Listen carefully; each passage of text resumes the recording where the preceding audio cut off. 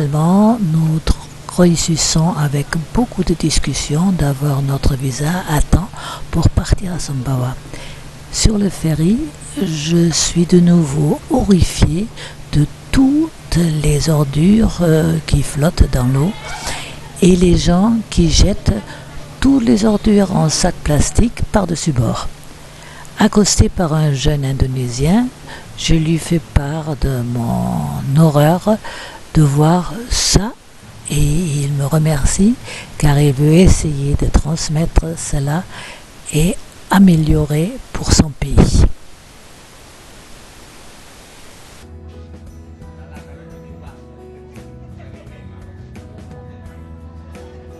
Vers 15 heures, nous accostons à Sapé avec un temps magnifique et partons jusqu'à Bima à notre hôtel Lambitu.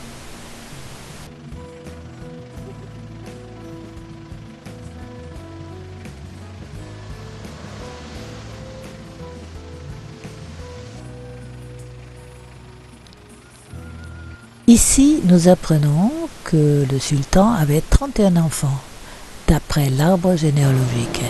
Mais on ne sait pas avec combien de femmes.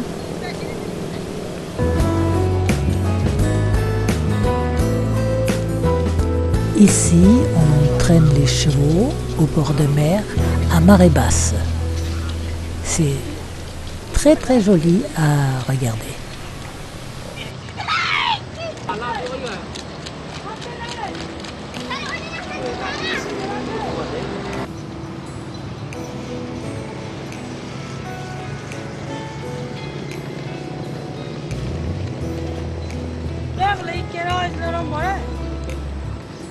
Lika. Kau dipakai rombongan.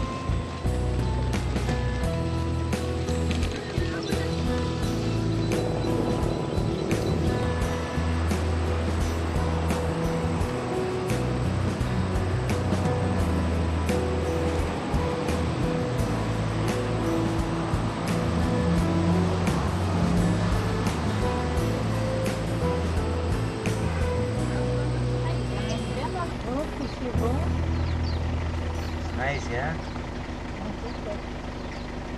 Good.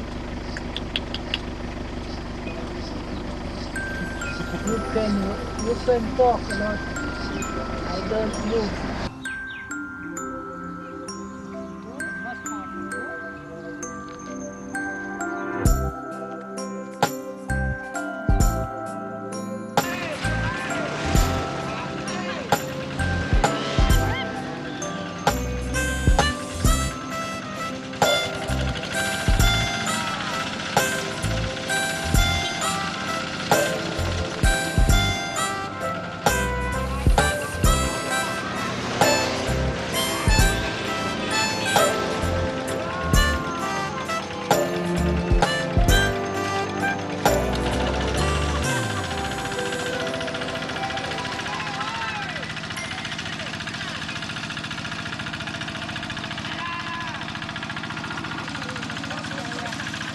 Cette région est très cultivée avec du riz et les cabanes sur les champs sont là pour surveiller.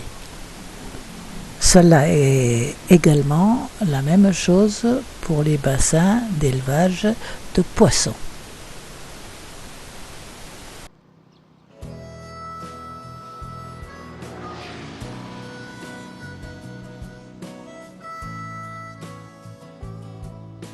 Les poissons sont récoltés avec un filet au fur et à mesure.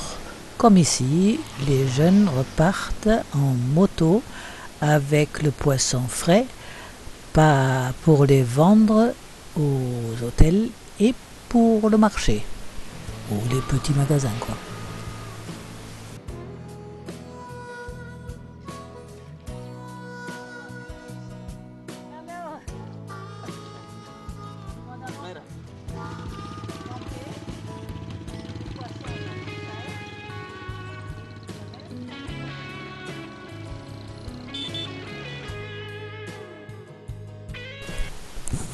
De Dompu, nous voulions descendre vers Ua, mais Misil ne connaissait pas la route et les panneaux étant plutôt rares, alors je demandais avec un peu de mon indonésien, mélangé avec un peu d'anglais, le chemin à un vieux monsieur. Il expliquait très bien, mais bien sûr, nous n'étions pas sur la bonne route. Heureusement, avec ma carte d'Indonésie et ses explications, nous trouvions le bon chemin, en passant devant cette scierie ambulante.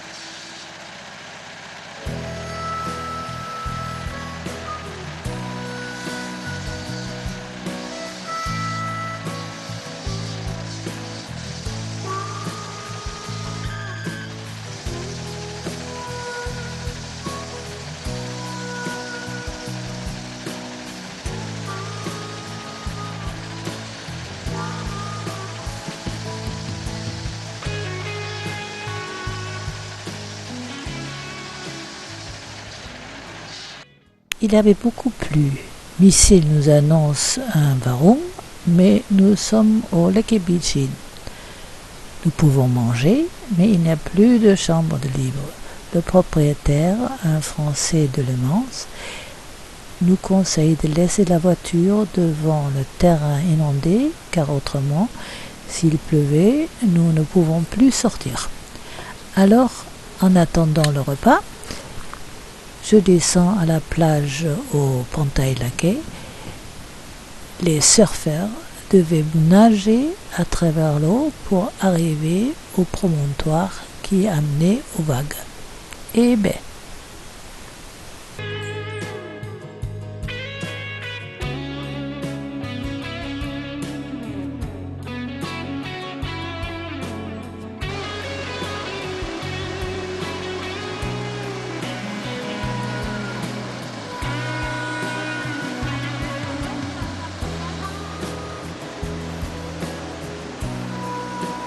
ce sont les bassins de crevettes et les machines sont là pour oxygéner l'eau.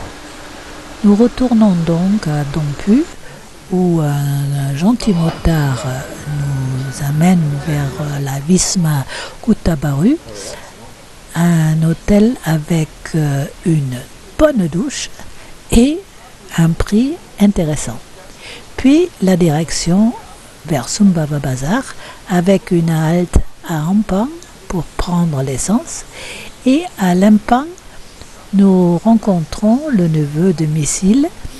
Il était capitaine mais est maintenant fermier et est marié à une musulmane Il a 2 enfants, mais il n'est pas musulman, seulement pour pouvoir être tranquille et pouvoir rester ici.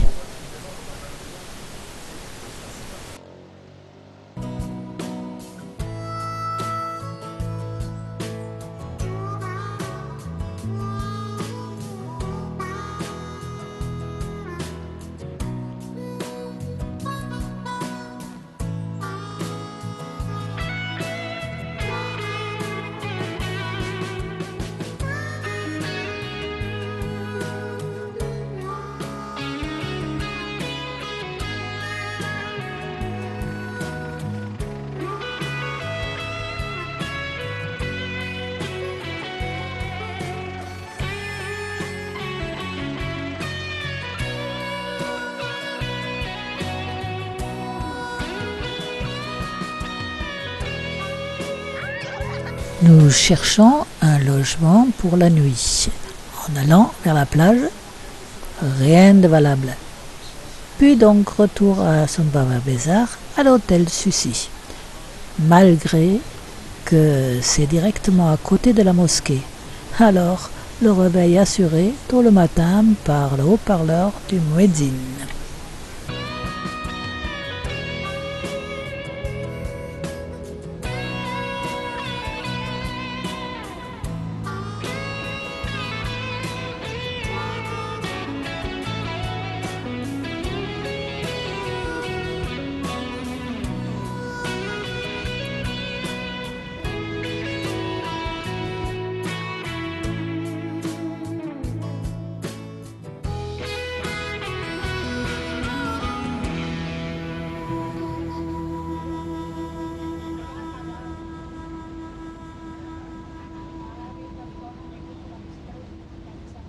Le lendemain, nous partons vers Pato Tano où nous prenons le ferry pour Lombok.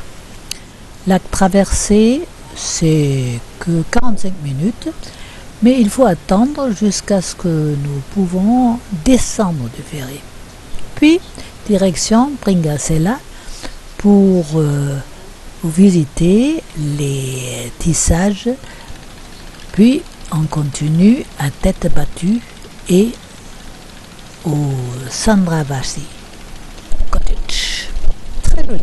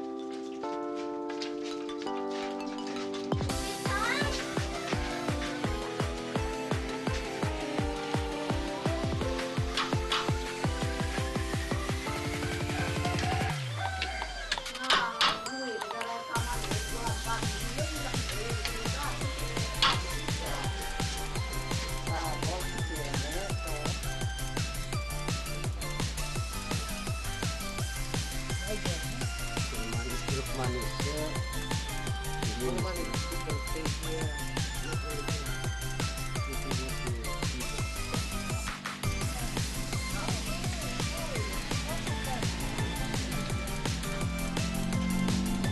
Okay, ya? Let's do like that.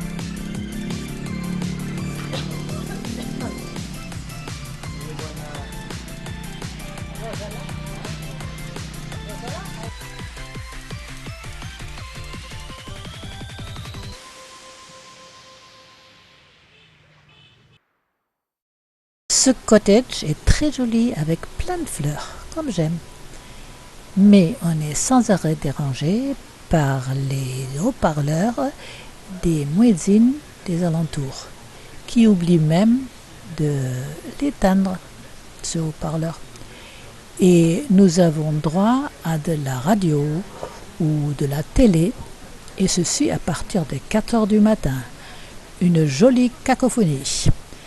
Puis il y a les motos, très fort, les chiens qui aboient, et c'est seulement pour le petit déjeuner que nous retrouvons un agréable calme de montagne.